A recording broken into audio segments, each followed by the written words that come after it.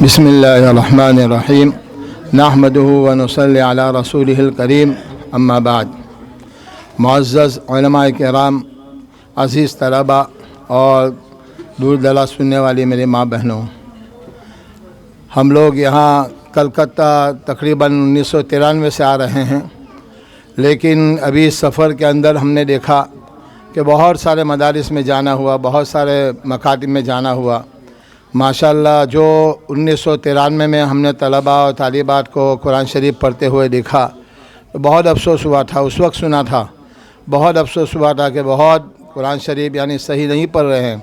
लेकिन आज पूरा उल्टा हो गया है कि माशाअल्लाह हर जगह कुरान शरीफ बहुत बेहतरीन लहजे के साथ, उम्दा अदायगी के साथ बेहतरीन कुरान शरीफ पढ़ते हैं। और यहाँ के असातिज़ा, यहाँ के उलमाए किराम, यहाँ के क़ुर्रा इज़ाम ने बहुत मेहनत की है।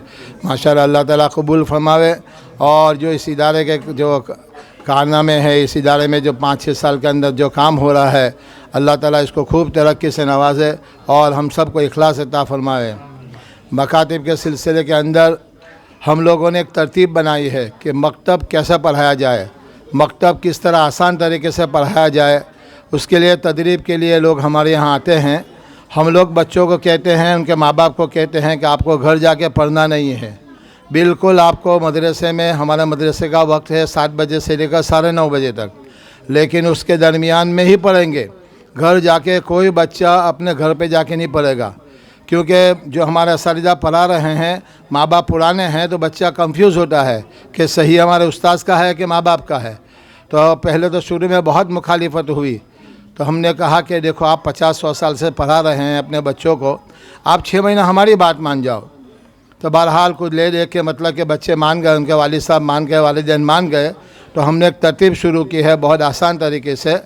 तो इंशाअल्लाह कभी हम लोग आपको दावत देते हैं कि कभी तशरीफ़ लाइए वहाँ, और जो हमारे मकातिब की तरतीब है वो भी देखने जैसी है कि बहुत आसान तरीके से हमारे यहाँ अगर 3 पारे कोई बच्चे ने कुरान शरीफ पढ़ लिया तो इंशाअल्लाह पूरा कुरान शरीफ और तजवीद के साथ और बिल्कुल सेहत के साथ कुरान शरीफ पढ़ेगा। ऐसा हम लोग ने निज़ाम बनाया है। 6-6 साल, 60 साल की उम्र में कुरान शरीफ, 8 साल की उम्र में कुरान शरीफ नाज़रा ख़त्म कर लेते हैं। उसके बाद जिस बच्चों को हिफ्ज़ क्लास में जाना होगा तो हिफ्ज़ क्लास के असातिज़ा को उनको सेहत के लिए मेहनत नहीं करनी पड़ेगी। इंशाअल्लाह बहुत फ़ायदा होगा। तो हम आप लोगों को भी दरख्वास्त है, अभी आपके राजा बाज़ार के आए थे मुफ्ती मुमताज़ साहब भी बार आए हैं, कारी रूहुल अमीन वहीं पढ़े हुए हैं। तो अभी हमने आखिरी 6-7 साल में आप मकतब कैसे पढ़ाएंगे, मकतब पढ़ने का आसान तरीका क्या होता है, तो हम लोगों ने एक तरतीब बनाई है। तो माशाअल्लाह यहाँ तो एक माहौल बन गया है। तो कुछ थोड़ी सी रहनुमाई अगर आपके पास किसी के पास वक्त हो, एक हफ़्ते के लिए आ जाए तो इंशाअल्लाह हम उनको बताएंगे कि कैसे कुरान शरीफ पढ़ा जाता है और ये दुआए कलेमा किस तरह उनको याद कराया जाता है। तो इंशाअल्लाह इससे बहुत फ़ायदा होगा। और जो रिफाई काम कर रहे हैं इसमें देखा कि रमज़ान का किट दे रहे हैं। अभी लॉकडाउन के अंदर हम लोगों ने देखा हमारे साथ कितने रहने उठने वाले इस दुनिया से चले गए। कितना अच्छा भी माहौल लगता है, कैसे जलसे जुलूस हो रहे हैं। 2 साल से ना कोई जलसा, कोई नमाज, ना जुमा की नमाज। ऐसा लगता था कि क्या आइंदा हम ये लोग ये दिन देखेंगे, लेकिन यहाँ आके देखा जगह जगह लोग जलसे कर रहे हैं। माशाअल्लाह लोग जमा हो रहे हैं, तलबा कुरान शरीफ पढ़ रहे हैं और मदारिस शुरू हो गए हैं। बहुत खुशी हुई माहौल को देखकर। अल्लाह ताला ये बीमारी को आइंदा हम सब की हिफाजत फरमाए। बहुत अच्छे लोग हमारे काबिरीन इस दुनिया से चले गए, अल्लाह ताला उनकी जगह में नामुल बदल अता फरमाए। और बहुत खुशी हुई कि नौजवान उलमा ये जो वेलफेयर ट्रस्ट चला रहे हैं, बहुत ज़रूरत है। अभी हिंदुस्तान में 2-3 चीज़ की बहुत ज़रूरत है। मदारिस तो अल्हम्दुलिल्लाह बहुत कायम हो गया, अब इसको पुख्ता और मजबूत बनाने की ज़रूरत है, मजबूत और मुस्तहकम इदारा बनाने की ज़रूरत है। बहुत बेहतरीन तालीम होनी चाहिए हमारे मदारिस के अंदर, बेहतरीन हुफ़्फ़ाज़, बेहतरीन क़ुर्रा, बेहतरीन उलमा पैदा होना चाहिए।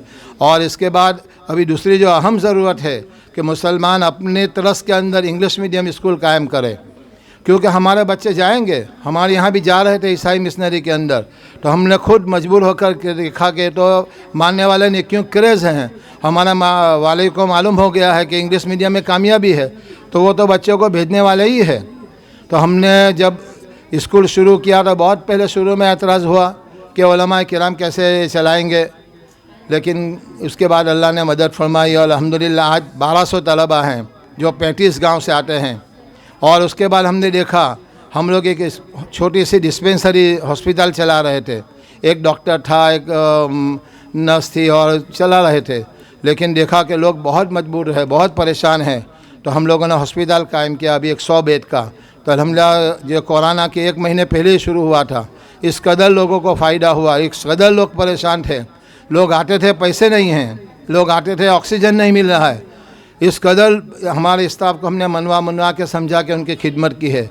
तो हम लोग को बहुत एहसास हुआ कि हम तो हिंदुस्तान में कहीं भी जाएंगे तो लोगों को इसके तरफ तवज्जो दिलाएंगे कि एक इंग्लिश मीडियम स्कूल शुरू करो, क्योंकि हमारे कौम को बड़े अच्छे अच्छे डॉक्टर की ज़रूरत है। हमारे इलाके में हॉस्पिटल तो मुसलमानों की बहुत बन गई है, लेकिन मुसलमान डॉक्टर नहीं हैं, हमारे बच्चे पढ़े लिखे नहीं हैं। इसका बहुत अफसोस हो रहा है। स्कूल खोला है, पढ़ाने वाले टीचर्स नहीं मिल रहे हैं।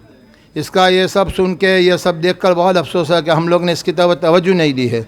तो बहरहाल जो हो गया, लेकिन अभी हमारे उलमा किराम को और इस ज़िम्मेदारों को, जो बड़े लोग हैं कौम के, जो लीडर है, जो कौम के अच्छे लोग हैं, उनको चाहिए कि हॉस्पिटल बनावे, स्कूल बनावे, क्योंकि कौम को अच्छे डॉक्टर्स, अच्छे इंजीनियर, अच्छे लॉयर, इस सब की ज़रूरत है, अच्छे आर्किटेक्ट की ज़रूरत है। जब तक हम लोग फील्ड में नहीं आएंगे कि आने वाला कोई करेगा, तो ये बहुत देर हो जाएगी। अभी 70 साल हो गए, इसकी तरफ तवज्जो हमने नहीं दी।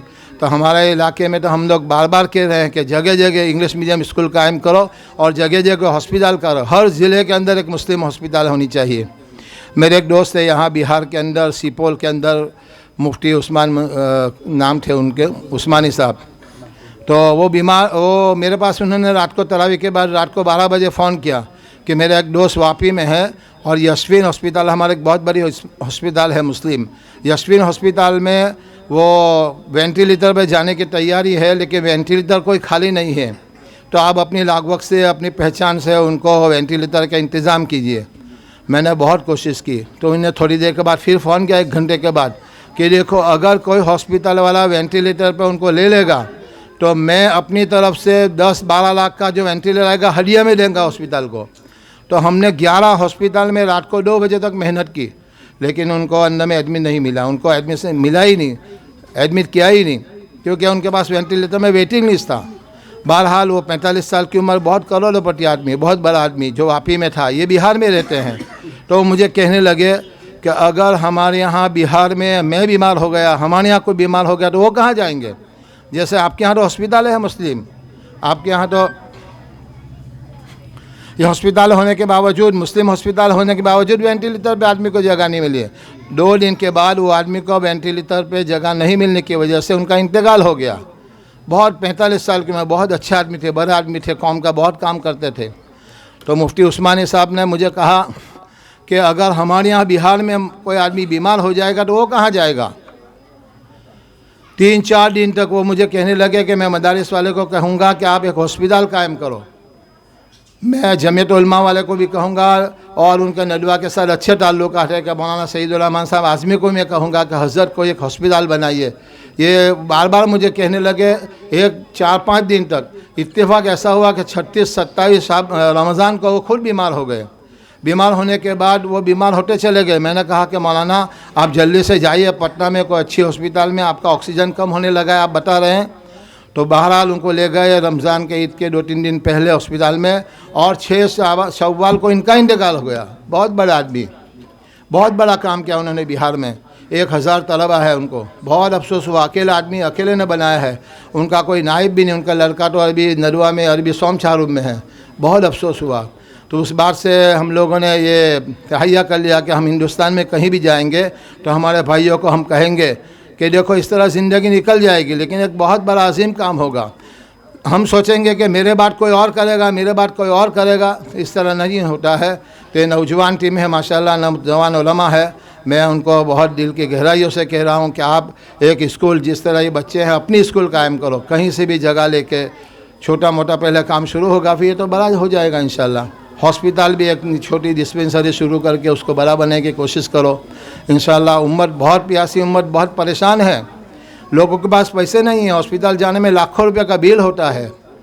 इसलिए हमारा जो तजुर्बा हुआ है मदारिस की लाइन से भी, मकातिब की लाइन से भी, हॉस्पिटल, स्कूल, हम सब तजुर्बा कर चुके हैं अल्हम्दुलिल्लाह। और हम लोगों ने देखा कि बहुत ज़रूरत है, उम्मत को बहुत ज़रूरत है। और हमारी बिरादरी में, मुस्लिम बिरादरी में एजुकेशन नहीं है, हम लोग एजुकेशन में बहुत पीछे है, दुनिया में एजुकेशन में इसकी बहुत ज़रूरत है। और मुझे बहुत खुशी हुई कि यहाँ रमज़ान में किट दिया जाते हैं और फिर बेवाओं को सबको इस तरह रिलीफ दी जाती है, उनको ताउन किया जाता है।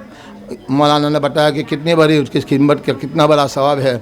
अल्लाह ताला हम लोग को इस खिदमत जलीला को कबूल फरमावे और हमको ता हयात पूरी ज़िंदगी इस काम करने की तौफीक अता फरमावे और इखलास अता फरमाए, रियाकारी से हम सब की हिफाजत फरमावे।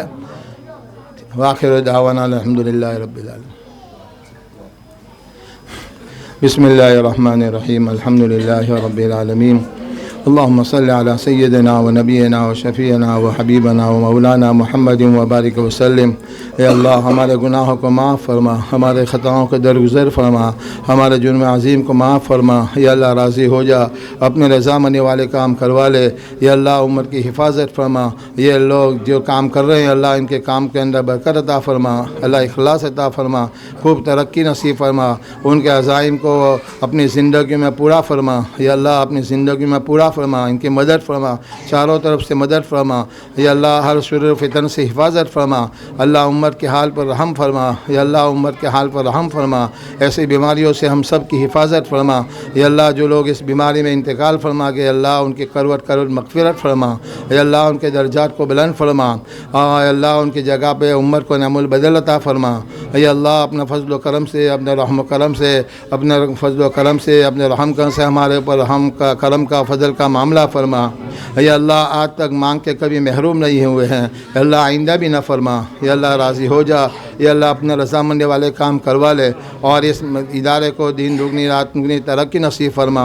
उनके अज़ाइम को अपनी ज़िंदगी में आपस में इत्तेफाक इत्तिहाद के साथ पूरा फरमा। या अल्लाह किसी तंजीम का बन जाना और आपस में इत्तेफाक इत्तिहाद होना ये बहुत ज़रूरी है। अल्लाह आपस में एक दूसरे की मोहब्बत और आपस में इत्तेफाक इत्तिहाद पैदा फरमा। या अल्लाह इनके कामों से राज़ी हो जा, खूब मदद फरमा, इनके इरादे से ज़्यादा काम के अंदर तरक्की नसीब फरमा। या अल्लाह हमारे यहाँ आना कबूल फरमा। या अल्लाह हर काम के अंदर रुकावट जो आ रही है रुकावट को दूर फरमा। अल्लाह ख़ज़ाना गैब से अल्लाह मदद फरमा। या अल्लाह हमारी दुआ को आप सल्लल्लाहु अलैहि वसल्लम के सदक़े तुफ़ैल और कुरान की बरकत से हमारी दुआ को कबूल फरमा। सल्लल्लाहु तआला अला खैर खल्क़िही मुहम्मदिन व आलिहि व अस्हाबिही अजमईन बिरहमतिक या